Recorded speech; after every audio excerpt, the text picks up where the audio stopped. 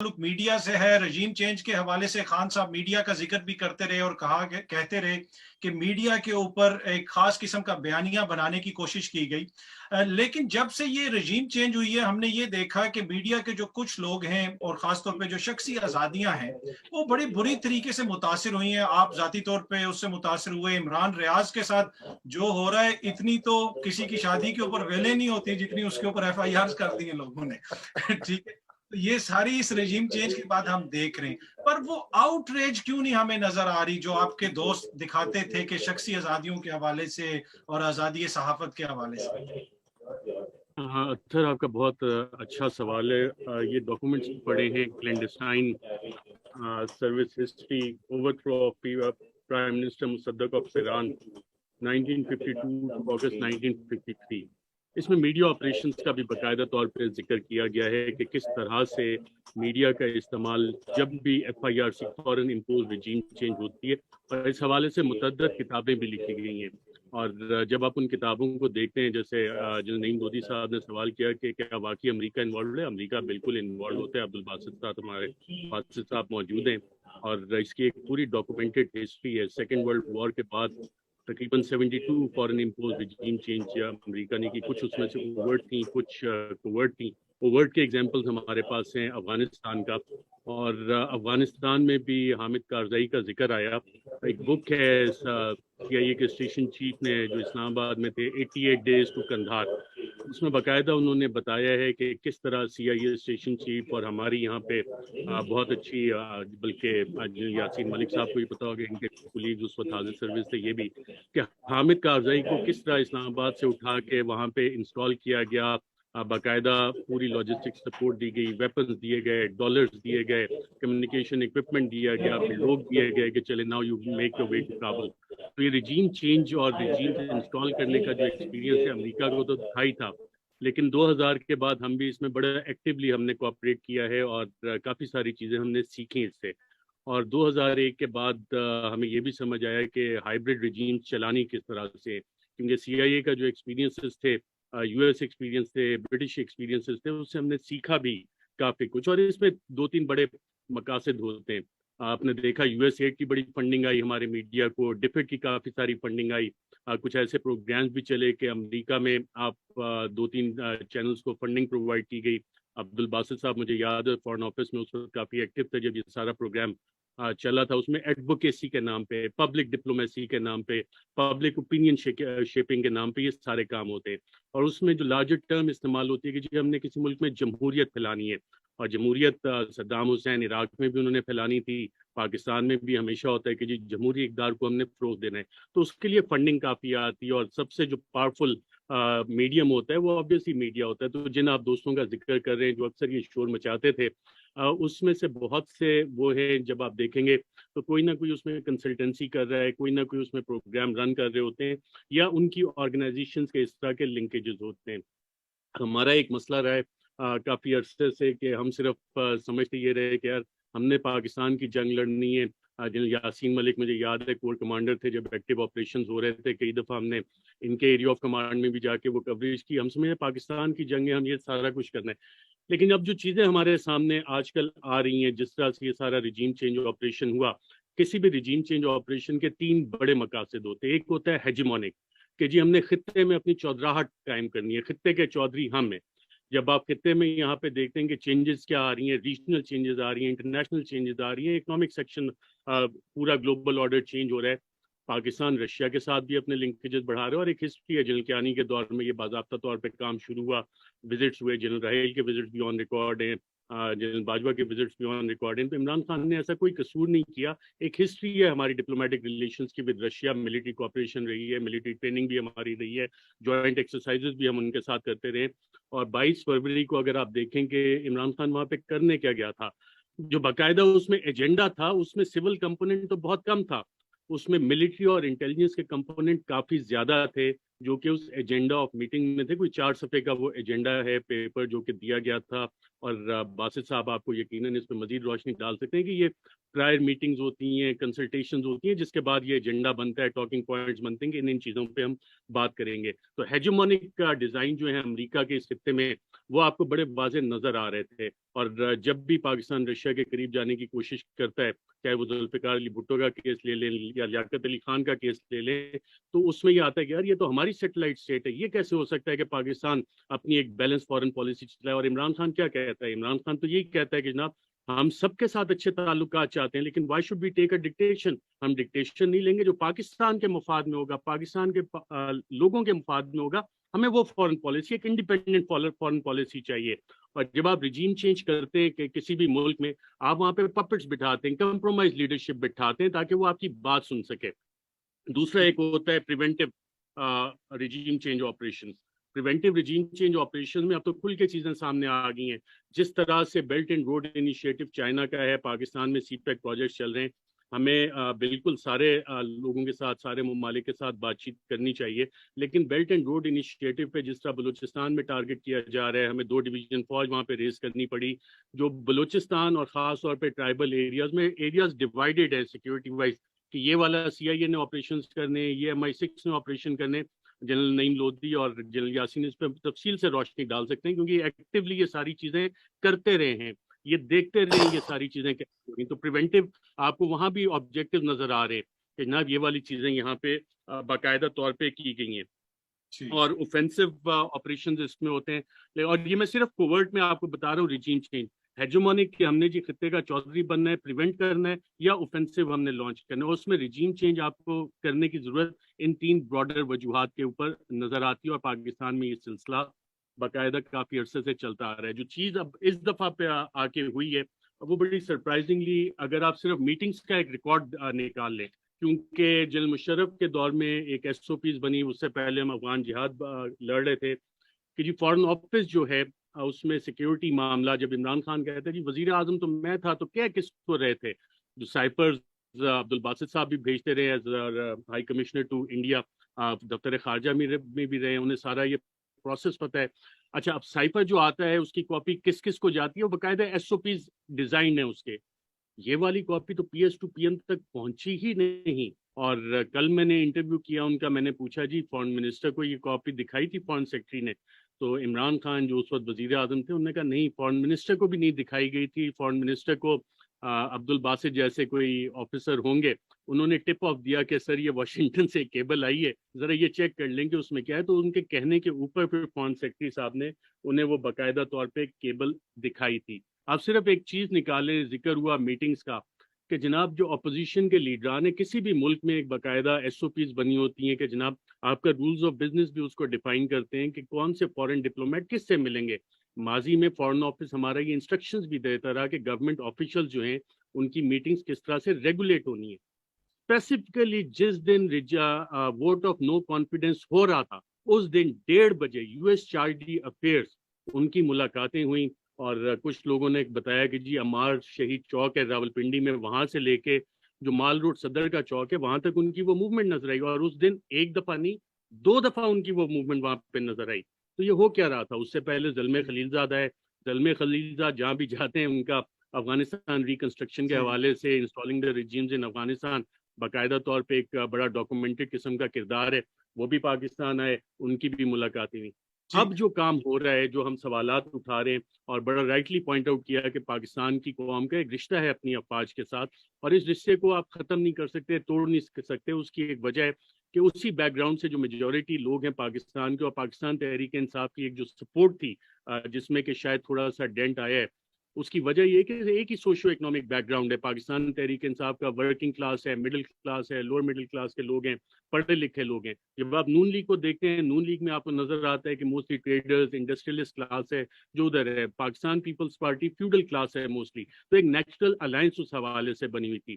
اور regime change operation ہم بات جب کرتے ہیں تو اس کے انٹرنل فیکٹرز کافی زیادہ ہیں. اس میں ایک سلسلہ ڈاکومنٹڈ ہے، اخبارات موجود ہیں. اطہر صاحب آپ کے بھی علم ہے کہ ایک تو وہ جون والا تو چھوڑ دیں، اکتوبر میں جب رولز آف بزنس کے تحت ملک کے وزیر اعظم نے کہا کہ جناب مجھے یہ 3 سمریز بھیج دیں، 3 نام بھیج دیں کہ کس کو اپوائنٹ کرنا ہے DG ISI. وہاں پہ باقاعدہ ڈان اخبار کی یا ریڈ زون فائلز نکال کے دیکھ لیں، فہد حسین صاحب بڑا کنسسٹنٹلی وہ لکھتے آئے ہیں کہ یہاں سے ایک مسئلہ شروع ہوا ہے اور یہ قابل قبول نہیں ہے کہ ادارے کو کیا پنجاب پولیس بنانا ہے جو ہم وزیر اعظم کو یہ اختیار دیں کہ وہ کس کو اپوائنٹ کرے گا، وزیر اعظم کون ہوتا ہے کرنے کا جب ہم نہیں کرتی. اور اس کی ڈیٹیلز ہیں کافی ساری، کیونکہ بیک گراؤنڈ بریفنگ میرے پاس منٹس بھی پڑے ہیں، جو آپ بھی کچھ بریفنگز میں تھے جس میں یہ ساری جی باتیں ہوئیں کہ سارا سلسلہ ہوا کس طرح سے. جو اکتوبر میں معاملات شروع ہوئے، اس کا جی ایک انٹرنل فیکٹر اکتوبر میں جو معاملہ ہوا وہ بھی ہے، اور ایکسٹرنل فیکٹر اس کو آپ اگنور نہیں کر سکتے. تو جب جوڈیشل کمیشن کی بات ہوتی ہے، صدر مملکت ایک خط لکھتے ہیں سپریم کورٹ آف پاکستان کو، اب کیوں نہیں اس پہ جوڈیشل کمیشن بن رہا؟ کیا ہماری عدالتیں، اس میں صدر Pakistan, head of the state, head of the republic of Pakistan, the supreme commander of the armed forces of Pakistan, اس کا ایک خط پڑا ہے، ایک سابق وزیر اعظم کا خط پڑا ہے، ایک اسپیکر قومی اسمبلی کا پڑا ہے. کیونکہ اگر یہ کمیشن بن جاتا ہے، وہ سائفر وہاں پہ کھل جاتا ہے، تو آپ کو یہ پتہ لگے گا کہ وہ سائفر ایڈریس کس کو تھا، جو عمران خان بار بار سوال اٹھاتے ہیں، اور اس سے بڑے مسائل پیدا ہوں گے کہ اچھا جناب یہ ارشد ہو صاحب، یہاں کیا پہ رہا تھا اس ملک. آپ نے سائفر کے حوالے سے ذکر کیا. میں سائفر کے حوالے سے ہی آپ سے پوچھنا چاہتا ہوں. آپ نے ہم اس میٹنگ میں بھی تھے جہاں پہ خان صاحب نے پہلی دفعہ وہ سائفر کے اوپر بریفنگ دی تھی، اور لگ رہا تھا کہ خان صاحب نے اس کے اوپر ایکسیپشن لی اور وہ بہت غصے میں تھے کہ اس میں جو لینگویج استعمال ہوئی ہے وہ قطعاً قابل قبول نہیں ہے کسی بھی انڈیپینڈنٹ ملک کے لیے. لیکن اس کے بعد ہم نے یہ دیکھا کہ بہت سارے لوگ بار بار یہ کہتے ہیں کہ یار اس طرح کے خط تو 50 سال سے آ رہے ہیں، ہر روز آتے ہیں. تو کیا آج سے پہلے کسی نے اس کو محسوس نہیں کیا، کسی کو شرم نہیں آئی کہ یار یہ ہے، یا پھر یہ ٹوٹلی ایک ڈیفرنٹ چیز تھی؟ اور دوسرا اسی کے ساتھ اگر آپ ایڈ کر لیں، اس رجیم چینج کے نتیجے میں جو حکومت آئی ہے ان کے حوالے سے کہا جاتا ہے کہ وہ پھنس گئے ہیں، ان کو پتا نہیں تھا. لیکن میرا تاثر یہ ہے کہ وہ اتنے بھولے نہیں ہیں، اس سے پاکستانی پھنس گئے ہیں. انہوں نے تو اپنے سارے کام نکال لیے ہیں. آپ اس سیاسی صورتحال جو اس کے بعد ڈیولپ ہوئی ہے، نیب کے قوانین کے حوالے سے ہو جائے یا ایف آئی اے کے کیسز کے حوالے سے ہو جائے، اس پہ بھی اس میں ساتھ پلیز کامنٹ کیجیے.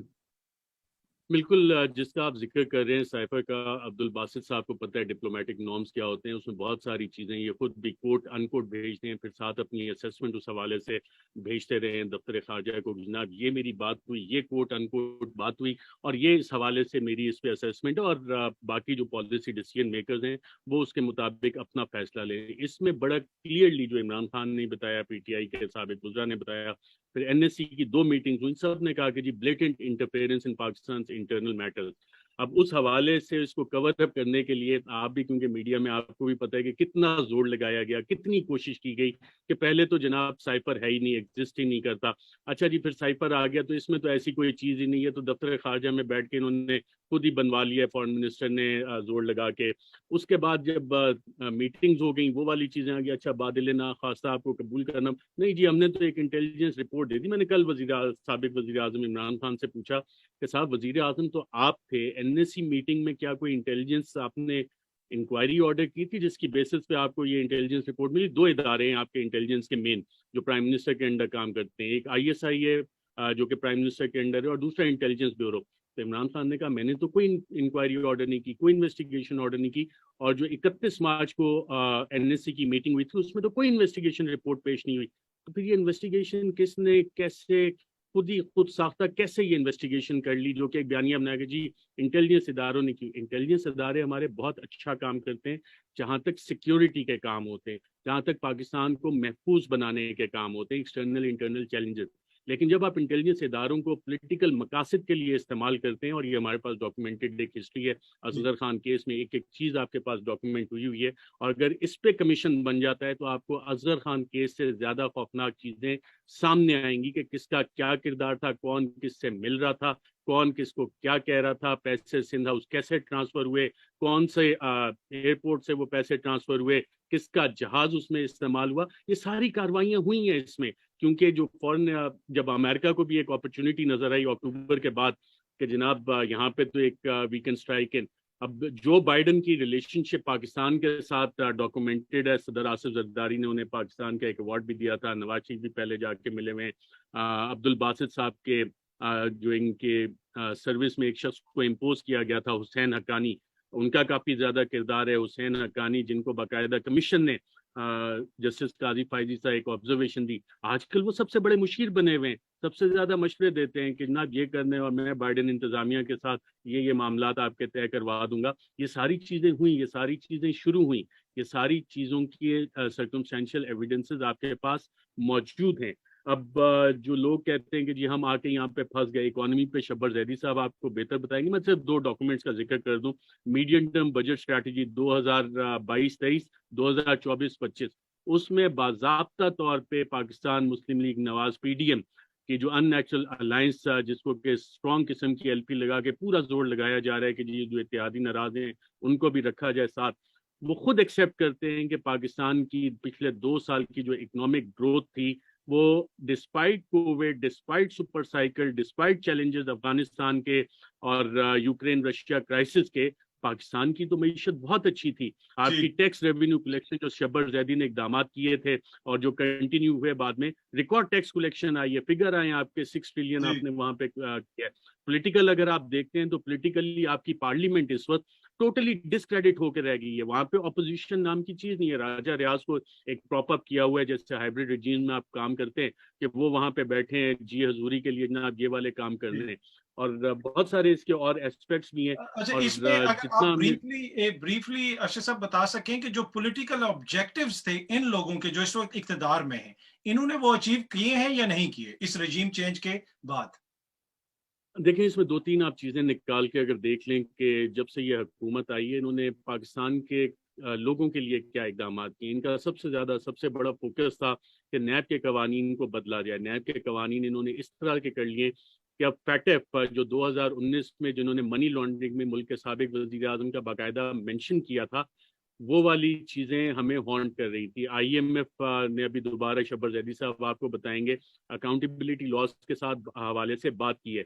तो जब फैटिव कमीशन ऑन ग्राउंड वेरिफिकेशन के लिए पाकिस्तान में आएगा तो वो क्या कहेगा, जो जैसे उन्होंने 2019 में लिखा था कि ठीक है पाकिस्तान ने ये सारे इकदाम तो ले लिए, लेकिन फिर उसके बाद एक ऐसी रिजीम आई जिसके ऊपर प्राइम मिनिस्टर मनी लॉन्ड्रिंग के चार्जेस फेस कर रहा था, उसका बेटा मनी लॉन्ड्रिंग के चार्जेस फेस कर रहा था, जो मेन अपोजिशन पार्टीज हैं जो 20-25 लोग बैठे हैं, फेक अकाउंट केस कितने बिलियंस का था। मामला शुरू होता है सुप्रीम कोर्ट से, जीआईटी तमाम इदारे, एमआई उसमें बैठी है, आईबी उसमें बैठी है, आपके एफबीआर बैठा है, एससीसीपी उसमें बैठी है, सब ने अपनी रिपोर्ट्स दी कि जनाब ये चीजें सुप्रीम कोर्ट के फैसले आए, और उसके बाद आपने ये सारी चीजें चेंज कर दी और वो वाली पार्लियामेंट आपके सामने अब बैठी है जिसकी के पॉलिटिकल लेजिटिमेसी नहीं है। आपने पूरे के पूरे निजाम को का उल्टा के आपने रख दिया है और री इन्वेंटिंग द व्हील आपने इस तरह किया कि जनाब करप्शन इस मुल्क में जायज है, जो जितना बड़ा करप्ट होगा वो ज्यादा बेहतर है। अब इसमें लोगों की पर्सनल अना के भी मसाइल हैं, बिल्कुल हैं, इदारों की अना के मसाइल हैं, इंस्टीट्यूशंस के कुछ इदारे समझते हैं कि वो हुकूमत से भी बड़े हैं, वो आईने पाकिस्तान से भी बड़े हैं और इनविजिबल गवर्नमेंट चलाने का इख्तियार उन्हीं के पास है। पाकिस्तान में अगर हुब्बुल वतनी का सर्टिफिकेट है तो वो सिर्फ हम जारी करेंगे, कोई और हुब्बुल वतन नहीं है पाकिस्तान में, हम जिसको कहेंगे वो हुब्बुल वतन है, बाकी सारे बागी हैं, बाकी सारे गद्दार हैं। रियासत की डेफिनेशन आईने पाकिस्तान के आर्टिकल 7 ऑफ द कॉन्स्टिट्यूशन में बड़ी वाज़ेह है। It is the parliament of Pakistan, the provincial assembly, वफाकी हुकूमत और सूबाई हुकूमतें, बाकी तमाम उसके एलाइड डिपार्टमेंट्स हैं। जनरल यासीन मलिक साहब सेक्रेटरी डिफेंस रहे हैं, इनसे पूछें रूल्स ऑफ बिजनेस में प्रोटोकॉल क्या है। Army chief is suppose to report through the secretary defence, उसके मीटिंग्स के प्रोटोकॉल क्या है। ये वाले सवालात नेवी और एयरफोर्स पे क्यों नहीं उठते?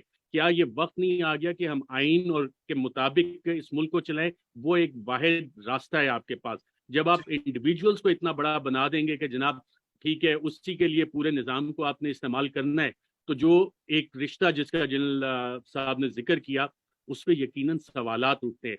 जब आप उन तमाम लोगों के ऊपर, ये मेरे पास पड़ी है अभी, मेरे पास उससे ये 6 का रिकॉर्ड आया है FIR का, मुख्तलिफ मुल्क के थानों में हुई है, चमन में हुई है, पिशीन में, कोयटा में, हैदराबाद में, सखर में, और ये तमाम का टेक्स्ट आप देखें तो एक ही है। इमरान रियाज पे आप FIR देखें, परसों उसने एक सेमिनार में तकरीर की, उसके बाद रातों रात 6 FIR उस पर हो गई, उसके दोस्त को उठा लिया, बाकायदा तौर पे 4 डाले हैं, उसके दोस्त को उठा के ले गए हैं, उसकी जो लाइसेंसेस थे वो कैंसिल कर दिए, उसकी जो बुलेट प्रूफ गाड़ी थी उसकी परमिशन वो सारी कैंसिल कर दी है। और ये सारा ऑपरेशन जिस तरह से हो रहा है, बड़ी मुश्किल से हमने कराची में वो जो सेक्टर इंचार्जेस थे उनसे जान छुड़ाई थी बाकायदा ऑपरेशन करके, اور اب جگہ جگہ نئے سیکٹر انچارجز پیدا ہو گئے ہیں. پورے ملک کو آپ نے یغمال بنایا ہوا ہے کہ جناب جو پہلے ایم کیو ایم کے سیکٹر انچارجز نے خوف و ہراس پھیلایا ہوا تھا، اسی طرح کا ماحول اب پورے پاکستان میں بنتا جا رہا ہے. جی میں ذرا شبر زیدی